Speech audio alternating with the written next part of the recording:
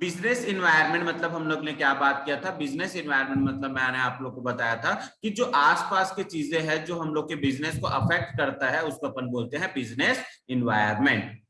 Clear था ये?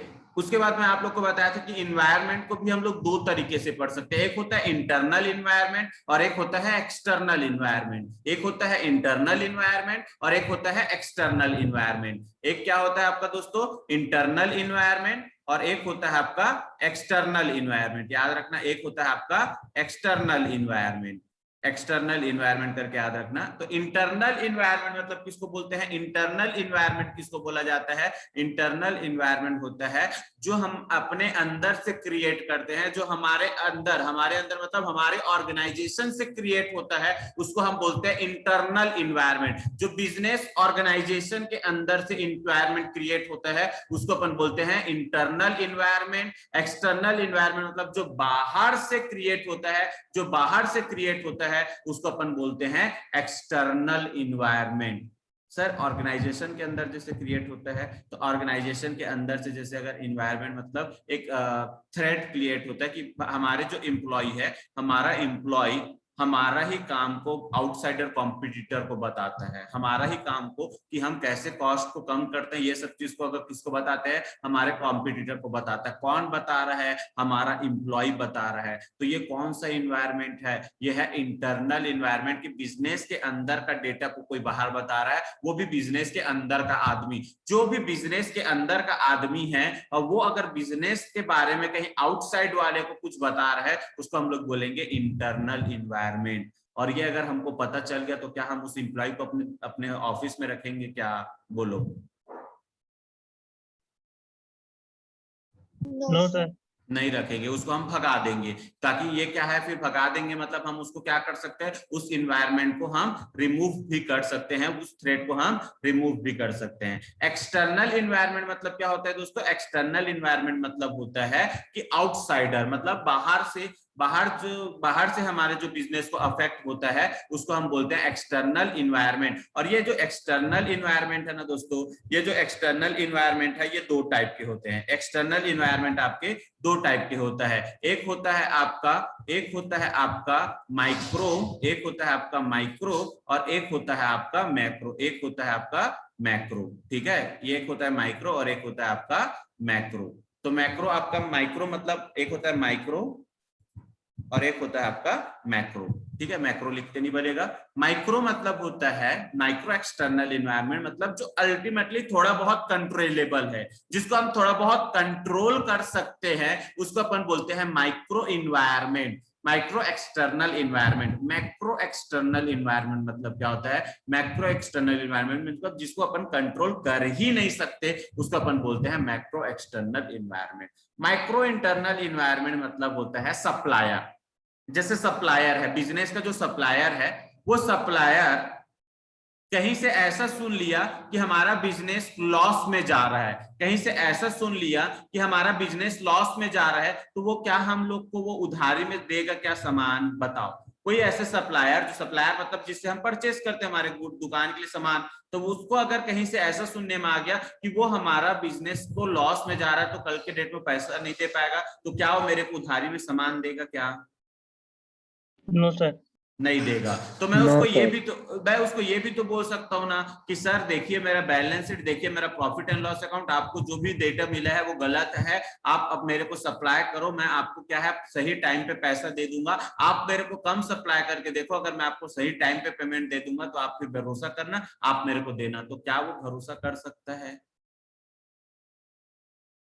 Yes sir, yes कर सर। सकते हैं सर। हाँ, तो इसलिए क्या हो गया, ये कंट्रोलेबल है, थोड़ा बहुत कंट्रोल कर सकते हैं इसको। एक्सटर्नल इन्वायरमेंट मतलब होता है, जैसे कि अपन यहाँ प्यार से बात करेंगे, गवर्नमेंट। कौन? गवर्नमेंट। गवर्नमेंट जो होता है वो कौन होता है भाई? External environment. External environment government होता है। जैसे कल के डेट में एकदम आया मोदी जी और बोल दिया कि आज के बाद से कोई भी, क्या बोलेगा? आज के बाद से कोई भी टीचर कोचिंग नहीं पढ़ाएगा। सर आपकी आज, वॉइस ब्रेक हो रही हाँ है। हाँ हाँ ठीक है, अब नहीं होगा दोस्त। आज अगर एक्सटर्नल एनवायरनमेंट मतलब होता है कि आया मोदी जी और उसने बोला कि आज के बाद से कोई भी प्राइवेट स्कूल के टीचर किसी को भी ट्यूशन क्लास नहीं पढ़ाएगा, अगर पढ़ाया जाता है तो उसको अपने जॉब से हाथ धोना पड़ेगा। जब ऐसा अगर आ गया अनाउंसमेंट तो क्या कोई टीचर चाह के भी ट्यूशन पढ़ा सकता है? क्या बताओ? नो सर, नहीं पढ़ा सकता। No, तो sir. वो बिजनेस को डायरेक्ट अफेक्ट कर दिया। वो कौन सा है? जिसको अपन कंट्रोल नहीं कर सकते, जिसको अपन चेंज नहीं कर सकते, उसको अपन क्या बोलेंगे? External environment. क्या आपको इंटरनल और micro external, macro external clear हुआ? यस चल, सर इंटरनल और मैक्रो एक्सटर्नल बता दो एक बार। अभी क्या कर रहा था तू? सर वो आवाज न कट रहा था, इधर नेटवर्क। इंटरनल मतलब होता है जो हम खुद अपने अंदर बिजनेस के अंदर कोई अगर इन्वायरमेंट क्रिएट हो रहा है उसको अपन बोलेंगे इंटरनल इन्वायरमेंट। एक्सटर्नल जो माइक्रो होता है वो जो कंट्रोलेबल होता है, जो थोड़ा बहुत कंट्रोल किया जा सकता है, जिसमें सुधार लाया जा सकता है, उसको माइक्रो एक्सटर्नल इन्वायरमेंट बोलते हैं। मैक्रो एक्सटर्नल इन्वायरमेंट मतलब होता है जो जिसको हम कभी कंट्रोल नहीं कर सकते। और हम पढ़ने वाले हैं मैक्रो एक्सटर्नल इन्वायरमेंट के बारे में। हमारा चैप्टर किसमें है? मैक्रो एक्सटर्नल इन्वायरमेंट के बारे में। अभी तक जो दे रहा था ज्ञान दे रहा था, जो आपके और कोई टीचर्स नहीं देगा। चलो प्लीज अच्छे से पढ़ते हैं, ध्यान से समझना। Business environment refer to focus of factor individual and institutional which are outside the control of business enterprises but this may effect its performance. In simple word देखो क्या लिखा हुआ, sorry, the control of business enterprises but this may affect its performance।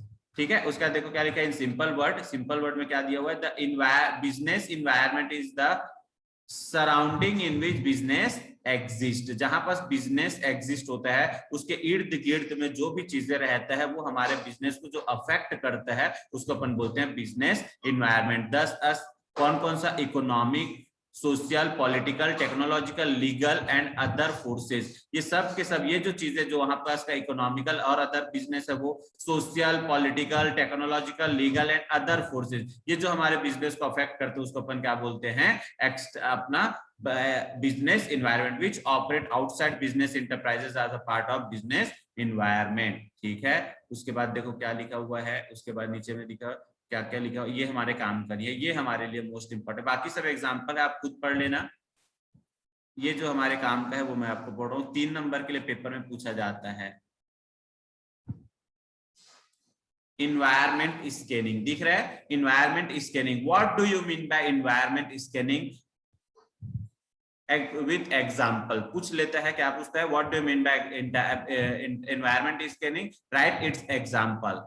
तो environment scanning बहुत ज्यादा paper में पूछा जाता है, प्लीज ध्यान देना। What do you mean by environment scanning, right its example. Environment scanning refer to complete awareness. क्या है? Complete awareness and understanding of business environment, complete awareness and understanding of business environment. With environment scanning, business enterprises can anticipate the effect of environment and factor of these enterprises। मतलब क्या बोलता है कि environment scanning क्या है? complete awareness and understanding of business environment। मतलब एक business scanning क्या होता है? business scanning मतलब होता है कि हम अपने environment को, सॉरी, environment scanning मतलब क्या होता है? हम अपने जो सामने आने वाले इन्वायरमेंट है जो हमारे बिजनेस को अफेक्ट करेगा उसके बारे में जानना और समझना।